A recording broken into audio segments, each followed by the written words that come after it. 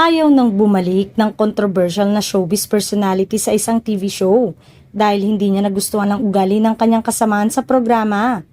Ipinagtapat ng showbiz personality na ayaw ng kanyang co-star na nasasapawan kaya nahihirapang kumilos ang showbiz personality at maingat na maingat ang pagbibitiw niya ng mga salita.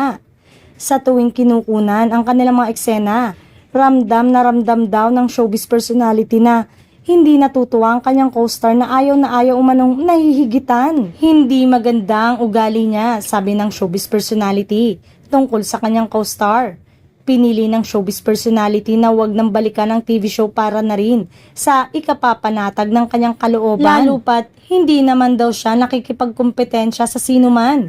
Nagpakatotoo lamang daw sa sarili ang showbiz personality. Iniwasan daw niyang magkaroon ng away at pagod na siyang manuyo sa mga taong banta ang tingin sa kanya.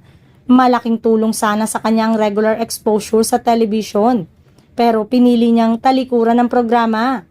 Para sa showbiz personality, mas mahalagang magkaroon ng kapayapaan ng kanyang isip. Ayaw na raw niyang manimbang at mistulang nakatungtong sa numero sa tuwing magkakasama sila ng kapwa-artista na ayaw masapawan kaya nagdesisyon siyang wag nang balikan ang iniwalang programa.